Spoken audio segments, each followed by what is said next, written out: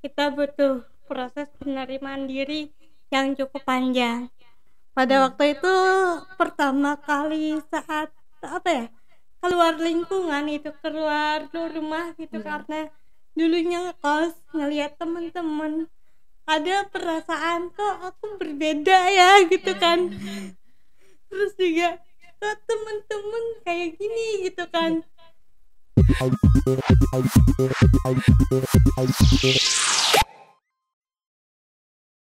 Assalamualaikum Assalamualaikum warahmatullahi warahmatullahi wabarakatuh. wabarakatuh. Selamat Selamat sore sore teman-teman semuanya. sore. Selamat sore Selamat Bang sore Bang Jona. Jona. Halo. Sore, Mbak. Oke. Selamat Selamat sore sore juga Teh juga Teh. Ulia. Sore.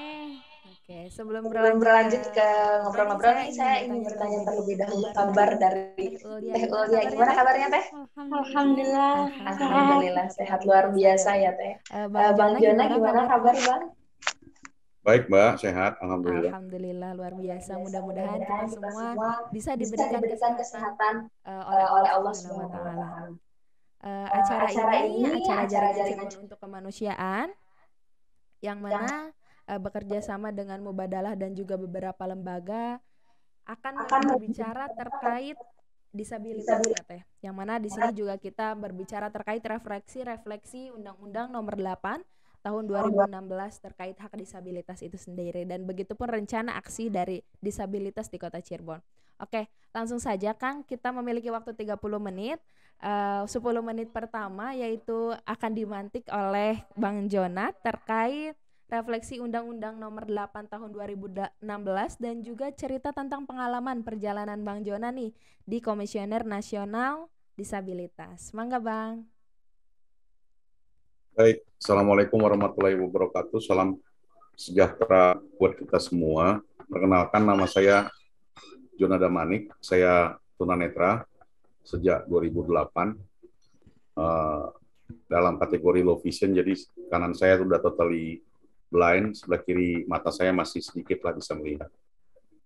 Senang bisa berbincang-bincang dengan teman-teman di Cirebon. Sebenarnya Cirebon ini bukan daerah yang asing bagi saya, karena sejak 2019 saya aktif mendampingi beberapa komunitas di Cirebon.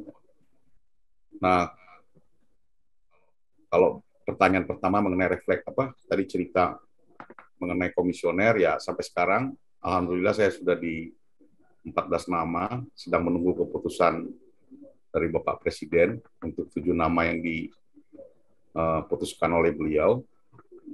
Mohon dukungan doa teman-teman semua, sehingga harapannya dengan doa teman-teman semua lebih banyak lagi yang bisa saya lakukan dalam mengupayakan dan mewujudkan hak-hak penyandang disabilitas di seluruh Indonesia, juga di Kota Cirebon. Nah, ketika berbicara refleksi Undang-Undang 8, ya kalau kita berbicara tahunnya kan sudah tahun kelima sekarang ya, 2021, itu 2016. Turunan dari Undang-Undang 8 itu kan sudah ada 7 peraturan pemerintah, kemudian 2 peraturan presiden, dan ada beberapa peraturan menteri yang berkaitan dengan Undang-Undang 8. Kemudian saat ini juga di seluruh Indonesia itu sudah ada sekitar 65 peraturan daerah, baik di tingkat 1 maupun di tingkat kabupaten kota. Tapi jika kita melihat ada 34 provinsi, 580 sekian kabupaten kota, dengan 65 ini tentu PR-nya masih panjang, termasuk untuk Kota Cirebon. Saya nggak tahu ya, kalau saya dikoreksi, sepertinya Kota Cirebon ataupun Kabupaten Cirebon itu belum memiliki perda disabilitas. Dan ini menjadi refleksi bersama buat teman-teman di sana untuk memperjuangkannya, karena sekeras apapun kita mengupayakan kesetaraan bagi teman-teman disabilitas, ketika paradigmanya adalah pendekatan berbasis hak asasi manusia, karena Undang-Undang 8 itu perspektifnya adalah paradigma HAM, hak asasi manusia, tentu pemangku kewajiban adalah negara pihak. Yang dimaksud dengan negara pihak termasuk dengan Pemda Cirebon. Ya. Nah, ketika berbicara negara pihak atau pemerintah daerah atau pemerintah nasional atau siapapun, tentu mereka akan bertanya payung hukumnya mana. Sementara saya nggak tahu ya, sepertinya Cirebon belum ada. Akhirnya berujung dan pada pertanyaan besar itu, payung hukumnya mana? Nah, ini menjadi PR bersama bagi kita semua ketika berbicara teman-teman di Cirebon, gitu ya. Karena menjadi landasan bagi siapapun ketika mengimplementasikan atau melaksanakan Undang-Undang 8 tersebut. Itu yang pertama. Terus yang kedua, saya senang kerja-kerja kolaborasi. Tadi di depan jelaskan kerjasama berbagai lembaga, karena memang faktanya ketika berbicara disabilitas, kita tidak berbicara satu isu saja. Ya. Kalaulah dulu selalu identik dengan dinas sosial, tapi faktanya sekarang kan nggak seperti itu. Ketika berbicara pendidikan, ya dinas pendidikan, sekolah, dan seterusnya. Ketika berbicara ketenaga kerjaan, tentu dinas ketenaga kerjaan, bukan dinas sosial. Nah, perspektif multi stakeholder ini penting. Ya, ketika paradigma hak asasi manusia itu menjadi dasar. Jangan ada lagi perspektif bahwa ini urusan dinas sosial, tapi ini urusan kita bersama, termasuk masyarakat sipil. Ya, tadi ada kolaborasi berbagai macam komunitas. Itu siogianya bisa berlanjut bahkan diperlebar karena kerja-kerja dalam pemenuhan hak penyandang disabilitas ini kerja besar, kerja yang cukup panjang, multidimensi ya. Kalau Mbak Ulia itu bisa kuliah sekarang itu kalau ditanya prosesnya panjang, dari mulai penerimaan diri, habilitasi, rehabilitasi, operasi dan seterusnya, alat bantu dan seterusnya. Tentu itu kalau nggak multi stakeholder nggak mungkin bisa dicapai sampai fase sekarang. Nah, seberapa orang Ulia yang ada di Cirebon sekarang? Itu pertanyaan besarnya. Masih minim kan? Nah, yang belum terakses dengan berbagai macam hak mendasar tadi tentu menjadi PR kita bersama. Nah, saya pikir itu pemantik dari saya pada sarasian kita pada sore hari ini. Bisa kita teruskan dengan diskusi. Terima kasih. Berarti terkait undang-undang ini juga sangat penting ya, Mbak, untuk difahami bukan hanya untuk penyandang ya Teh, mungkin untuk teman-teman yang lain juga harus memahami hal tersebut agar mereka juga mengetahui terkait hak-hak disabilitas itu sendiri gitu. Iya. Ya. Langsung ke Teh Ulia nih Teh, bagaimana Teteh merefleksikan undang-undang ini nomor 8 tahun 2016 dan juga apa rencana aksi di Kota Cirebon terkait hak disabilitas itu sendiri? Mangga Teh. Pertama mungkin saya juga mau ngucapin terima kasih ke Bang Jona karena telah hadir pada hari ini. Terus juga saya juga sangat mengucapkan terima kasih karena beliau itu guru saya di sekolah gradiasi. Ya. Kebetulan tahun 2019 kalau nggak salah. Dan sekarang diberi kesempatan untuk berbincang bareng ya Teh. Ya, Oke, Teh, untuk rencana aksi disabilitas di Kota Cirebon itu sendiri Teh, gimana Teh? Untuk rencana aksi disabilitas di Kota Cirebon, kebetulan beberapa bulan yang lalu kami, saya, Bang Jona dan teman-teman yang lain itu gabung dengan membentuk suatu formasi disabilitas. Ya. Itu forum forum masyarakat pemantau untuk Indonesia Inklusi. Ya. Mohon maaf kalau salah menyebutkan atau sedikit letah gitu kan, Nggih, nggak apa-apa teh. yang berwenang untuk menjelaskan bagaimana proses awal formasi disabilitas ini berjalan sampai hari ini, itu Bang Jona mungkin nantinya. Nggih, iya. Untuk refleksi rencana aksi Kota Cirebon sendiri, memang betul kalau di Cirebon itu belum ada perda. Iya. Maka dari itu saya juga sedang mendorong adanya perda di Kota Cirebon. Oke. Karena pada waktu beberapa bulan yang lalu juga saya aktif di survei masyarakat untuk Kota Layak Huni pada waktu itu dengan Pemda Kota Cirebon, Nggih. dan menemukan banyak sekali hambatan-hambatan, terutama disabilitas kaum muda ya, yang kata mereka untuk mencari informasi akses saja masih sulit. Iya. Terus juga kalau untuk disabilitas berat ya, kebetulan untuk temuan-temuan yang paling banyak itu di Lamahungkuk. Karena Kota Cirebon sendiri kan ada 5 kecamatan tuh. Iya. Salah satu yang terbanyaknya di Lamahungkuk. Selain karena faktor lingkungan yang masih kurang sehat, ternyata banyak ditemukan disabilitas di sana. Iya. Teman-teman di sana, terutama usia kaum muda ya. Iya, iya. Terus juga untuk partisipasi mereka di ruang publik sendiri, aksesibilitas, kita tahu sendiri kalau Taman Kejaksaan itu masih belum terlalu akses untuk teman-teman, terutama untuk disabilitas pengguna kursi roda. Iya, iya. Selain itu aksesibilitas lain yang dibutuhkan teman-teman selain aksesibilitas fisik ya, bentuknya fisik, mereka juga butuh yang namanya dukungan dalam artian kesempatan mereka, karena kita semua tahu bahwa manusia juga mempunyai potensi yang berbeda-beda gitu kan.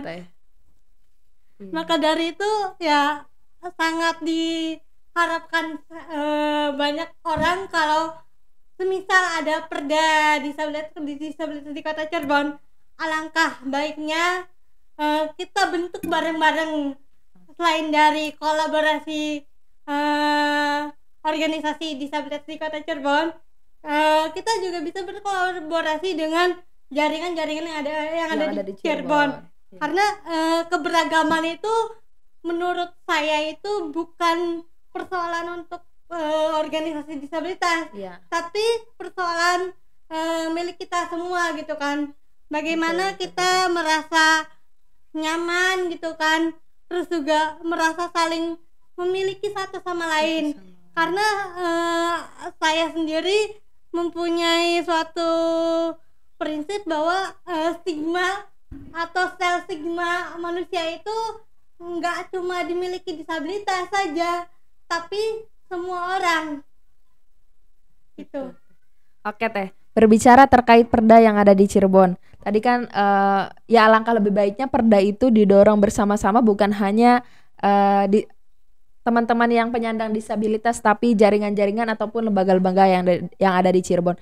Tapi teh kiranya dan barangkali Bang Jona mengetahui ataupun apa ya, persiapan dari mendorong perda itu sendiri bagaimana kira-kira? Boleh dijawab oleh siapa dulu nih? Bang Jona. Bang Jona. Mangga Bang. Persiapan Oke, untuk baik. mendorong perda. Kalau saya boleh tahu, Sarasian ini diikuti oleh komunitas apa aja ya? Isunya apa aja sebelum saya menjawab itu? Oke, diikuti oleh Mubadalah ID, diikuti oleh Umah Rama, diikuti oleh BEM-BEM dan juga Kopri yang ada di Cirebon. Begitu dengan isu yang diambil sih terkait refleksi hak ATP, Kang, kekerasan terhadap perempuan. Oke, makasih. Iya, yang diangkat. Kaitannya dengan gender ya? Iya, nggih, Kang. Oke, baik. Saya mulai dengan perspektif ini dulu deh. Kira-kira menurut teman-teman, disabilitas itu ada yang LGBT? apa disabilitas itu ada nggak yang jadi PSK, pekerja seks komersial? Ada nggak disabilitas itu penganut misalnya agama-agama minoritas? Pertanyaan Kemungkinan berikutnya, pertanyaan ada berikutnya, mungkin kakak. apakah disabilitas itu ada yang suka ke karaoke? Karena saya lihat di Cirebon banyak karaoke. Betul Bang. Kemudian, apakah disabilitas itu ada yang pergi ke diskotik dan seterusnya? Pasti jawabannya ada. Iya. Saya jamin pertanyaan-pertanyaan saya itu saya jawab sendiri itu ada. Artinya apa? Yang ingin saya katakan bahwa disabilitas itu the part of human, bagian dari manusia. Tadi Mbak Ulia berbicara self stigma, ya. Kaitannya ke sana. Artinya apa? Ketika berbicara disabilitas, itu pasti ada di manapun isu yang teman-teman ajak atau teman-teman bawa. Apalagi berbicara perempuan, dia sudah terstigma, terdiskriminasi karena disabilitasnya, terstigma dan terdiskriminasi lagi karena gendernya, belum yang lain-lain lagi gitu kan. Jadi ada multidiskriminasi, gitu ya. Termasuk tadi beberapa contoh yang saya katakan tadi. Jika dia disabilitas, LGBT pula gitu. Udah LGBT penganut kepercayaan minoritas dan seterusnya. Baik, itu yang pertama. Terus yang kedua, Cirebon tuh identik dengan nasi jamblang.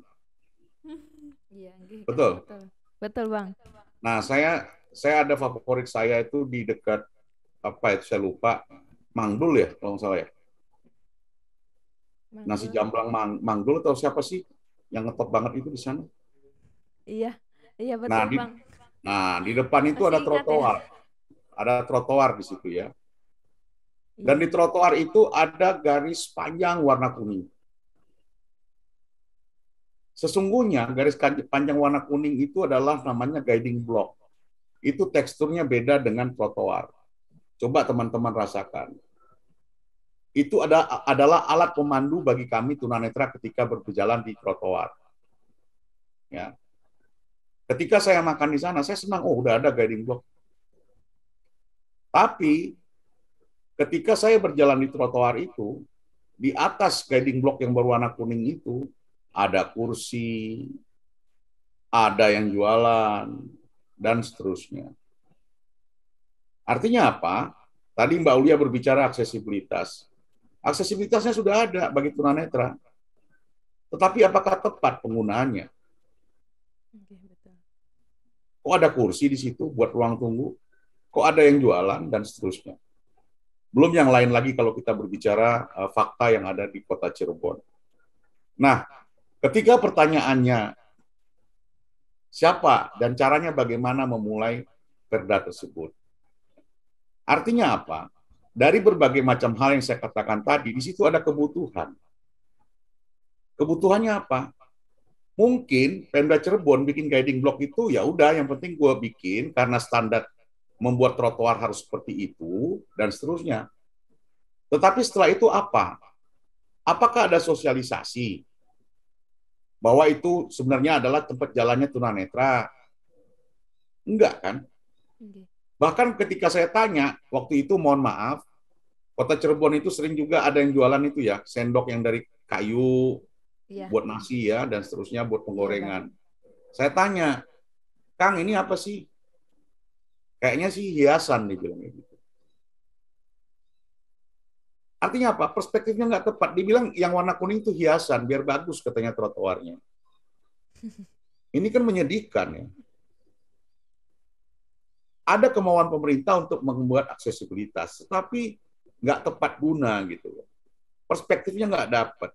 Gitu. Nah, ketika berbagai macam kebutuhan tadi kita ramu dalam satu bentuk konsep note lah misalnya, teman-teman membuat satu konsep note.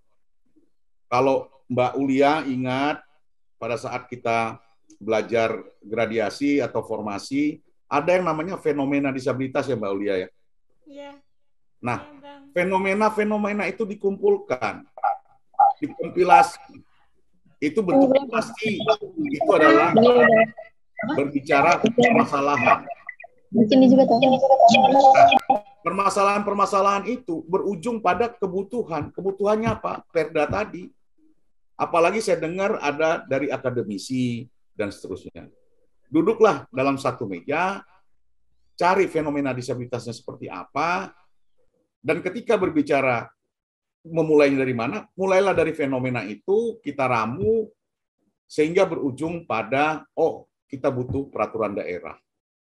Kita setelah itu beraudiensi, berbasis data tadi, ya sederhana tadi loh, ternyata trotoar di Mangdul sudah ada guiding block. Kalau yang kita apresiasi bahwa pemerintah sudah membuat guiding block, gitu kan. Tapi kita kasih catatan kenapa dan seterusnya. Jadi saya pikir pendekatan fakta permasalahan disabilitas di Kota Cirebon bisa menjadi awalan bagi teman-teman untuk mendorong terbitnya perda. Tentu ini proses panjang, saya nggak mau janji cepat dan seterusnya, tetapi ketika berbicara rencana aksi daerah, ya, ini amanat peraturan pemerintah nomor 70 tahun 2019 yang kembali dikuatkan dengan peraturan Menteri Bappenas nomor 3 tahun 2021. Jadi daerah kudu wajib hukumnya itu membuat rencana aksi daerah. Walaupun amanat itu di level provinsi, berarti Jawa Barat toh. Tetapi ketika berbicara Jawa Barat, tentu dia akan meminta, Cirebon kamu bagaimana? Nah, salah satu indikator bahwa rencana aksi daerah itu berhasil, yaitu tadi, perdanya. Nah, kalau Mbak Aulia ingat, ya, pada saat belajar formasi, ada indikator struktur yang berbicara kebijakan itu ada apa enggak. Jadi sebenarnya ini momentum ya bagi teman-teman di Cirebon ketika berbicara satu cita-cita atau imajinasi untuk membuat perda di Kabupaten Cirebon. Makasih. Banyak Bang. Oke, mungkin itu terkait audiensi, sosialisasi yang harus dilakukan oleh kita, dan mungkin dari sosialisasi tersebut kita ya sebagai warga Cirebon mengetahui fungsi dari fasilitas-fasilitas yang ada yang memang disediakan untuk penyandang disabilitas itu sendiri, yang mana dengan menggunakan teknik pendekatan fakta yang tadi dikatakan oleh Bang Jona. Nah, untuk Teteh sendiri gimana nih Teh? Terkait pendekatan untuk persiapan perda itu sendiri. Yang mana tadi kan Teteh juga berbicara terkait yang bisa mendorong ini juga bukan hanya kita penyandang gitu, tapi juga didukung oleh lembaga-lembaga. Ya, kita ini mungkin salah satunya jaringan Cirebon untuk kemanusiaan gitu. Iya. Kalau untuk pendekatan sendiri kan yang aku pelajari itu, kalau nggak salah ya maaf ya Bang, ada 4 pendekatan kalau nggak salah. 4 pendekatan sosial model, charity base, terus juga apa ya? Dua itu lebih ke pendekatan berbasis HAM. Oh iya. Yang Oke. satunya lupa. Oke, ada 4, tapi yang satu lagi lupa ya Teh, terkait sosial model, charity base, dan pendekatan gitu. Yang mana ini juga mungkin berkaitan pendekatan HAM gitu ya, hak asasi manusia, yang mana betul tadi yang dikatakan oleh Bang Jona, disabilitas the part of human gitu, betul-betul, karena memang stigma manusia untuk disabilitas itu memang harus ada ya Teh. Ya. Iya. Barangkali teman-teman yang ada di rumah ataupun yang ada di Zoom ada yang ingin ditanyakan, mangga.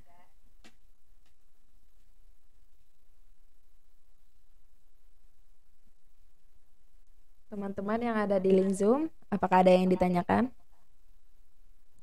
Oke. Sambil menunggu teman-teman yang di Zoom, barangkali ada yang ingin bertanya, nanti boleh raise hand atau boleh kirim pertanyaannya di kolom chat. Nah, sebelum itu Tessa juga ingin bertanya ke Teh Ulia nih terkait perjalanan Teteh, pengalaman Teteh ya tadi yang disinggung oleh Bang Jona sih terkait proses teteh sebagai mahasiswa yang memang tentunya prosesnya tidak mudah gitu untuk uh, menjalani jenjang perguruan tinggi yang dengan posisi teteh membutuhkan fasilitas tertentu gitu sebagai penyandang disabilitas yang memang aku tahu nih Teh Ulia ini sangat semangat sekali gitu karena memang beliau juga aktif di beberapa kegiatan, beberapa komunitas-komunitas yang semangatnya tuh bahkan lebih dari saya gitu. Jadi aku juga termotivasi. Mungkin Teteh boleh bercerita terkait pengalaman Teteh gitu. Mangga Teh. Pengalaman mulai kuliah. Ya, yang memang persiapan Teteh sebagai penyandang itu sendiri gitu. Pengalaman saya saat kuliah itu tahun 2018. Pada waktu itu ya sama seperti yang dikatakan Bang Jona. Kita butuh proses penerimaan diri yang cukup panjang. Pada waktu itu pertama kali saat keluar lingkungan itu, keluar rumah gitu, karena dulunya ngekos, ngelihat teman-teman ada perasaan kok aku berbeda ya gitu kan. Terus juga kok teman-teman kayak gini gitu kan. Tapi berjalannya waktu ketika saya mengenal Bang Jona serta teman-teman di sekolah gradiasi, ternyata kita mindsetnya harus dirubah lagi gitu kan. Bukan cuma mindset yang untuk teman-teman yang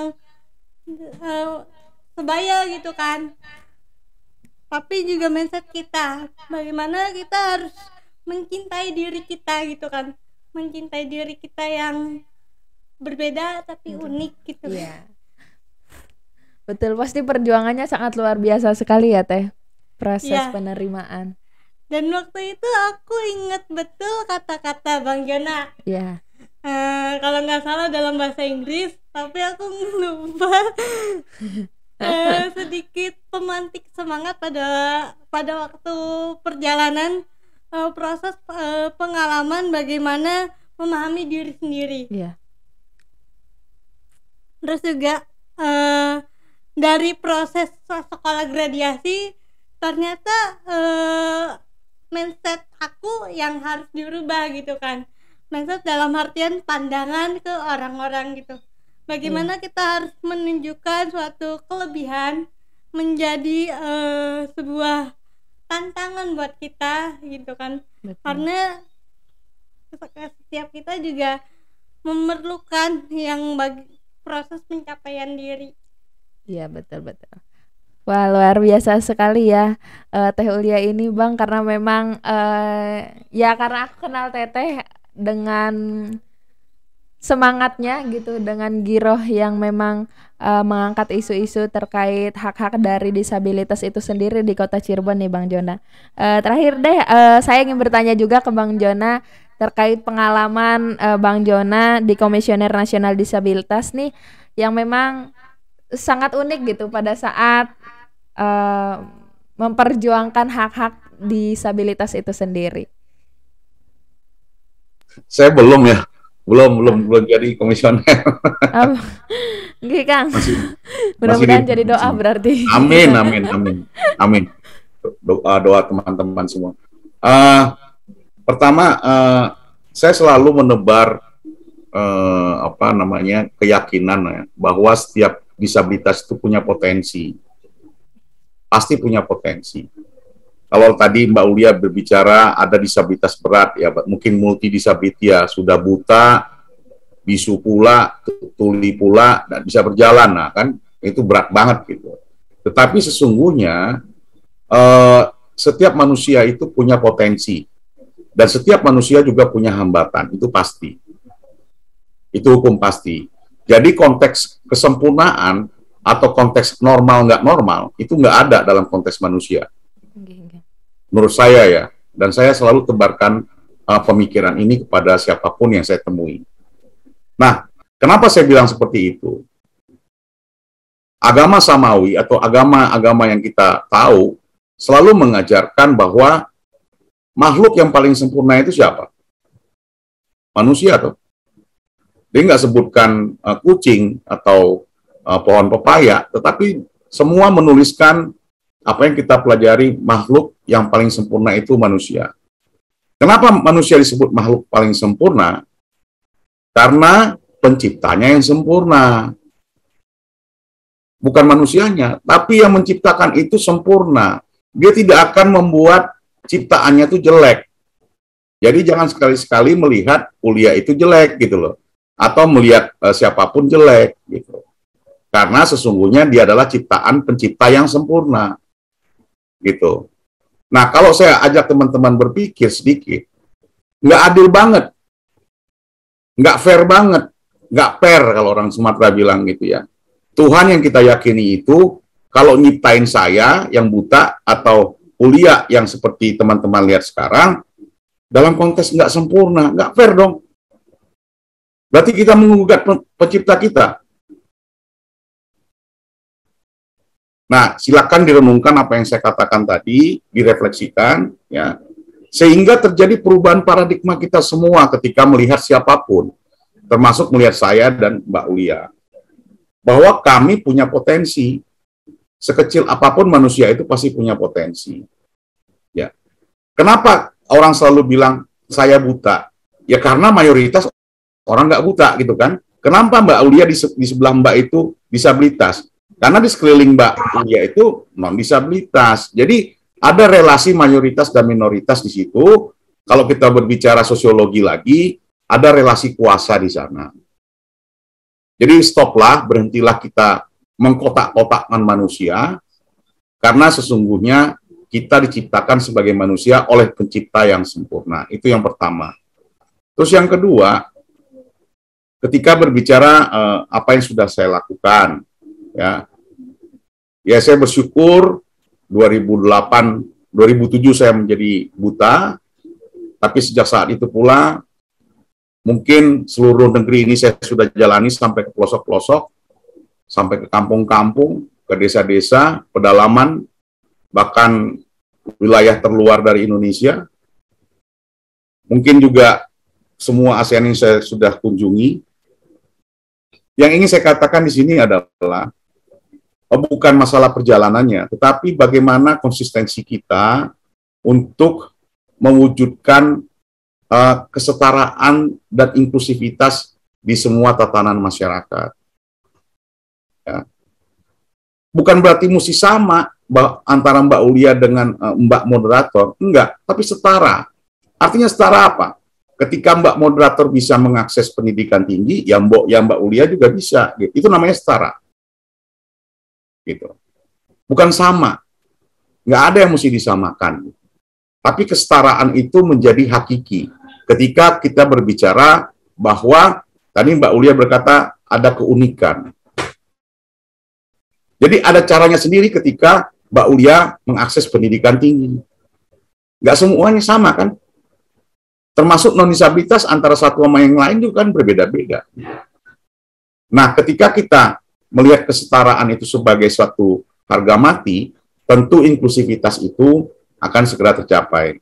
Nah, sekali lagi, kalau saya bilang tadi saya berjalan dari Aceh sampai Papua dan seterusnya, bukan karena mengunjungi daerahnya, tetapi sesungguhnya inklusivitas, kesetaraan itu proses, bukan tujuan. Proses yang harus terus kita jalani. Selagi kita masih ada di bumi ini. Karena itu tidak akan pernah selesai kok. Nah, ketika kita komit untuk berproses, capaian-capaian sekecil apapun, itu menjadi sesuatu hal yang harus kita syukuri. Kita syukuri Mbak Ulia bisa kuliah, kita syukuri, dan seterusnya. Termasuk tadi, kalau teman-teman merasa tertantang misalnya jalan-jalan di trotoar, di sepanjang, saya lupa tuh ya, yang Mangdul itulah yang panjang jalannya itu, trotoar itu, ajak teman-teman netra jalan di situ kalau nggak nabrak. Itu salah satu bentuk sosialisasi yang paling murah. Sehingga masyarakat setempat, oh, gunanya guiding block ini untuk ini ya, buat teman-teman buta ya. Nah, hal-hal kecil itu menjadi satu proses yang kita terus gulirkan, sehingga orang-orang pun tahu, gitu, apa makna kesetaraan, apa makna dari inklusivitas. Saya pikir itu sekali lagi nggak ada yang bisa selesai tanpa kolaborasi. Kalau tadi Mbak Ulia berkata dia lupa apa yang sering saya katakan. Saya punya prinsip gini loh. Orang sering berkata kita punya mimpi, Cirebon punya perda, mimpi. Saya nggak terlalu suka dengan kata mimpi. Kadang-kadang mimpi itu ngaco. Tapi saya suka dengan bahasa imagination, image bahasa Inggrisnya. Image itu kita gambarkan, kita create. Aku pengen kuliah, kata Mbak Ulia. Tapi ketika berbicara dia pengen kuliah, dia create something. Dia berusaha terima dirinya. Dia berusaha cari motor roda 3, dan seterusnya. Dia coba operasi. Itu create, imajinasi dia untuk sekolah. Tapi dia bermimpi untuk sekolah, ya udah mimpi terus. Nggak bakalan tercapai. Bukan berarti semua mimpi jelek, enggak. Saya selalu, jadi bagaimana kita mempunyai imajinasi inklusif. Ya, itu jadi penting, karena di situ ada proses yang selalu kita upayakan, kita wujudkan, dan kita rawat. Kalau nggak kita rawat, selesai Mbak Ulia di S1. Tapi saya berharap dia merawat imajinasinya sampai terus gitu. Nah, artinya apa? Apa yang kau pikirkan, whatever you have image your mind, ya, apa yang kau sering imajinasikan dalam pikirkan, take care, peliharalah, and always talk, dan selalu bicarakan seperti kita sekarang, selalu diskusikan, dan yakinlah, and sure, sometimes it will be happen. Terima kasih. Kali jawabannya. Saya ucapkan terima kasih banyak kepada Bang Jona telah membersamai kita di sore hari ini, dan saya juga ucapkan terima kasih banyak kepada Teh Ulia. Semoga kita semua semangat terus dalam memperjuangkan hak-hak disabilitas itu sendiri, yang memang harus diperjuangkan bukan hanya penyandang disabilitas itu sendiri, tapi bagi kami, bagi seluruh komunitas, bagi seluruh lembaga yang khususnya ada di Kota Cirebon, yang mana semangat memperjuangkan hak-hak manusia ini juga yang akan menunjang kita menuju kesetaraan, yang mana adanya keadilan gitu. Baik, segitu saja bincang-bincang kita pada sore hari ini. Saya ucapkan terima kasih banyak pula kepada tim Mubadalah ID dan juga teman-teman yang mengikuti bincang kali ini. Saya ucapkan terima kasih banyak. Saya Tessa Falahia Endang pamit undur diri. Wallahul muwaffiq ila aqwamit thoriq. Wassalamualaikum warahmatullahi wabarakatuh.